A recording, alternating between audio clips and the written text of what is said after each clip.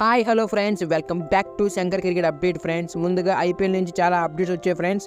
ఆ అప్డేట్స్ ఏంటో ఈ వీడియోలో మాట్లాడుకుందాం ఫ్రెండ్స్. ముందుగా చాలా మంది వీడియో చూస్తారు కానీ లైక్ చేయట్లేదు ఫ్రెండ్స్. ప్లీజ్ లైక్ చేయండి, సబ్స్క్రైబ్ చేసుకోండి friends. Please support me.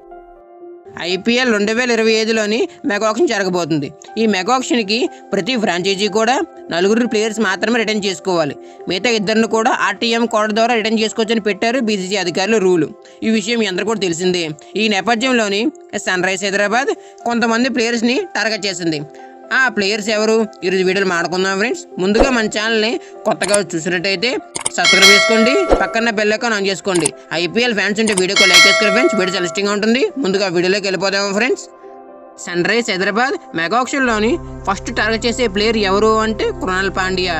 Krunal Pandya is allrounder.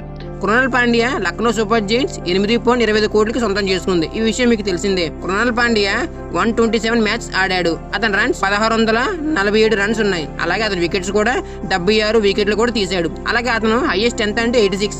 అతను ఒక 50 కూడా ఉంది. లో ఆర్డర్ లో వచ్చి బిగ్ హిట్స్ కొట్టగల క్యాపబిలిటీ కూడా ఉంది కృణాల్ పాండ్యాకి. అతని స్ట్రైక్ రేట్ కూడా చాలా బాగుంది, 167.75 ఉంది. ఇలాంటి ప్లేయర్ ని ఏ టీం కూడా వదులుకోదు. అందుకే కృణాల్ పాండ్యా ఆక్షన్ లోకి వస్తున్నాడు కాబట్టి సన్ రైజ్ హైదరాబాద్ అతని తప్పకుండా టార్గెట్ చేస్తా అని చెప్తుంది.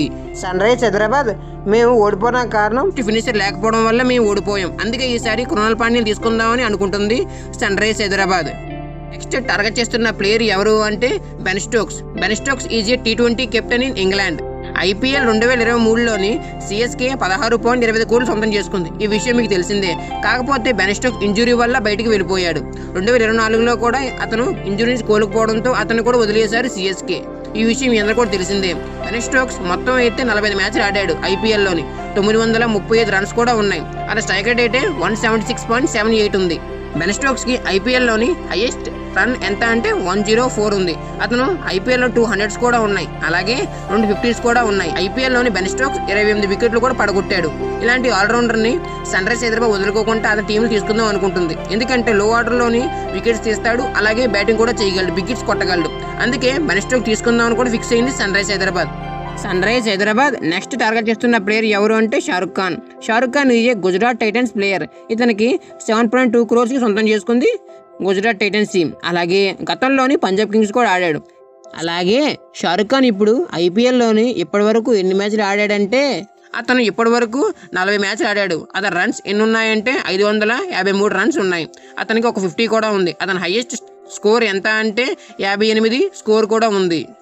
ఇతను లో ఆర్డర్లో వచ్చి బిగ్ హిట్స్ కొట్టగల క్యాపబిలిటీ కూడా ఉంది. షారుఖ్ ఖాన్ ఇప్పుడు TNPN లీగ్ ఆడుతున్నాడు. ఈ లీగ్లోని 26 బంతుల్లోని 51 సగటు చేశాడు. అలాగే బౌలింగ్ కూడా చేస్తున్నాడు. రీసెంట్గానే స్పిన్ బౌలింగ్ 4 ఓవర్లకి 13 రన్లు ఇచ్చి 3 వికెట్లు తీసుకున్నాడు. ఇలాంటి ఆల్రౌండర్ SRHలో ఉంటే బాగుంటుందని అనుకుంటుంది సన్ రైజ్ హైదరాబాద్. ఇప్పుడు మెగా ఆక్షన్కి వస్తున్నాడు కాబట్టి ఇతను తక్కువ ప్రైజ్ కూడా వస్తాడని సన్ రైజ్ హైదరాబాద్ ఆలోచించి ఇతను తీసుకుందాం అనుకుంటుంది సన్ రైజ్ హైదరాబాద్ షారుఖ్ని. ఇలాంటి మరెన్నో అప్డేట్స్ మీకు ఇస్తూ ఉంటాను ఫ్రెండ్స్. సబ్స్క్రైబ్ చేసుకోండి, పక్కన బెల్ ఐకాన్ ఆన్ చేసుకోండి. Like, share, subscribe.